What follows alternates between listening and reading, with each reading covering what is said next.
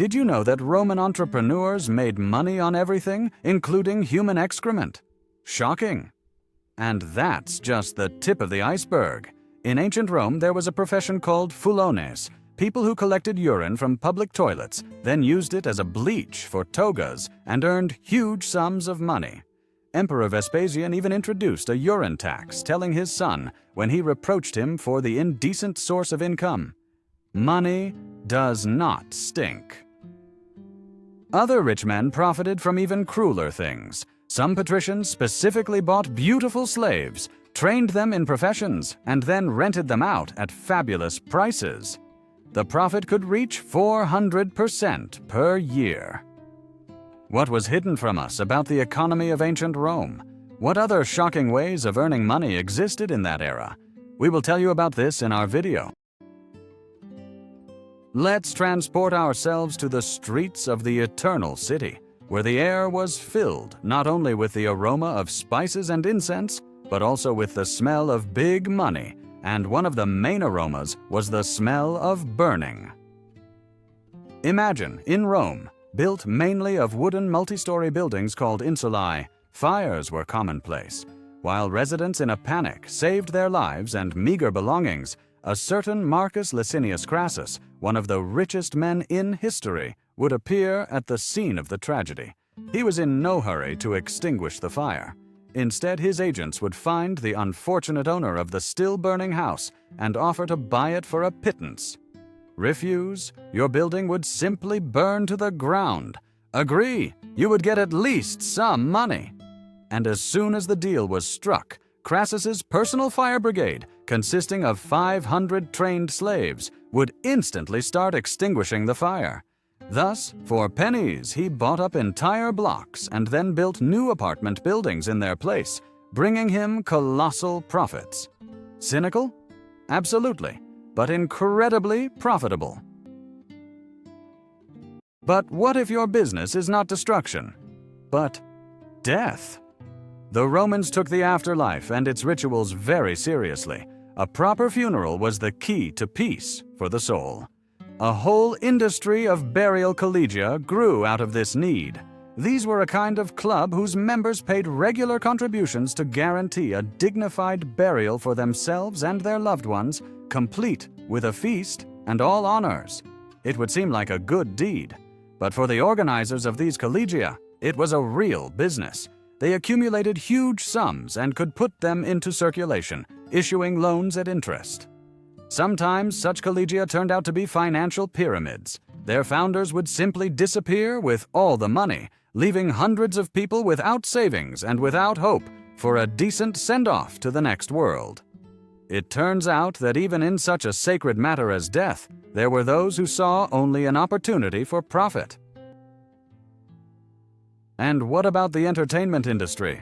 The blood and sand of the Colosseum were not just a spectacle, but a multi-billion-dollar, in today's money business. The owners of gladiatorial schools, the Lanistae, were true businessmen. They searched the entire empire for physically strong slaves and criminals, invested money in their training, nutrition, and medical care. Every gladiator was a valuable asset. He could be rented out for games, and in case of victory, his value would skyrocket. There were even entire catalogs with the characteristics of the fighters, their victories, and fighting styles. It was a real star market, where a successful investment in an unknown Thracian could make you rich.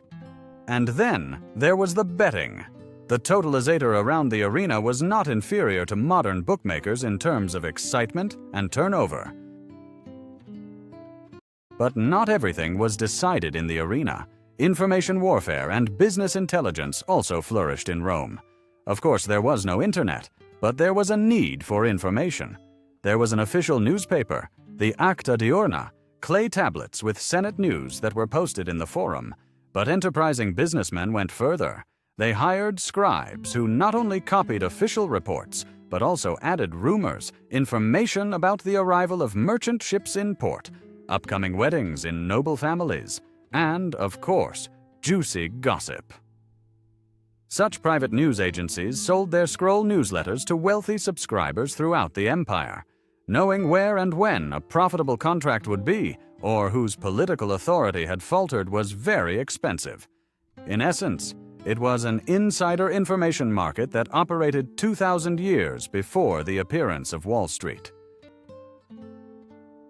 The Roman economy is also unthinkable without banking. In the Forum sat the Argentarii, professional bankers and moneylenders. They didn't just exchange money. They accepted deposits, conducted non-cash settlements between clients from different provinces, and, of course, issued loans.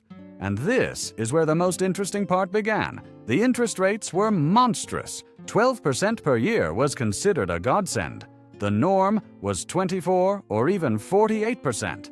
Missed a payment. Your property, including your house, land, and even family members, could be forfeited to the creditor. Many aristocrats who formerly despised usury actually lent money through frontmen, freed slaves, and ruthlessly ruined their debtors. It was a cruel world where one wrong financial step could turn a rich man into a beggar. And have you ever thought about what ordinary fish sauce is? For the Romans, garum was what ketchup or soy sauce is to us today. But its production was a real empire. The best garum was made from mackerel caught in a specific season off the coast of Spain. The factories for its production were huge complexes where thousands of slaves gutted fish, salted them in giant vats, and left them to ferment in the sun for several months. Each amphora with the finished sauce had the manufacturer's stamp, a prototype of a modern brand. There were elite brands of garum that cost more than perfume, and cheap varieties for legionaries and the poor. Archaeologists find these amphorae from Britain to Syria. This proves how large-scale the logistics and marketing were in what seems to be such a simple business as producing a condiment. But all these methods pale in comparison to the most terrible and profitable business of the late Republic, the proscriptions. When the dictator Sulla and later the Second Triumvirate seized power, they compiled lists of their political opponents. The names of these people were published in the Forum. What did this mean? Anyone could kill a person on the list with impunity and receive a state award for it. But most importantly, all the property of the murdered person was confiscated and put up for auction. Of course, it was sold for a pittance, and the buyers were friends and supporters of the regime. The same Marcus Crassus became fantastically rich by buying up luxurious villas and estates of those whose names were on the lists for pennies. It was a legalized form of robbery and murder on a state scale. Your neighbor with whom you drank wine yesterday could be on the list today, and his elimination was not just permitted, but financially encouraged.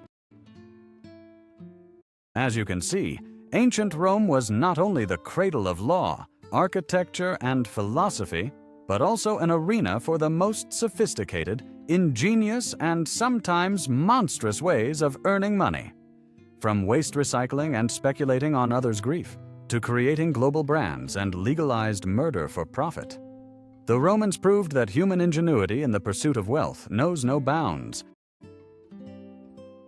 And which of these ways of earning money surprised you the most? Or maybe you know of other, even more cunning methods. Write about it in the comments. It will be very interesting to read. Your comments and likes are the best reward for our work and fuel for new historical investigations. So don't forget to subscribe to the channel and hit the bell to not miss the next dive into the mysteries of the past. Next time, we will talk about what the Romans spent their immense wealth on. And believe me, their spending habits were no less shocking than their ways of earning money. After all, history is not just dates and events. It is the key to understanding who we are today. Until next time,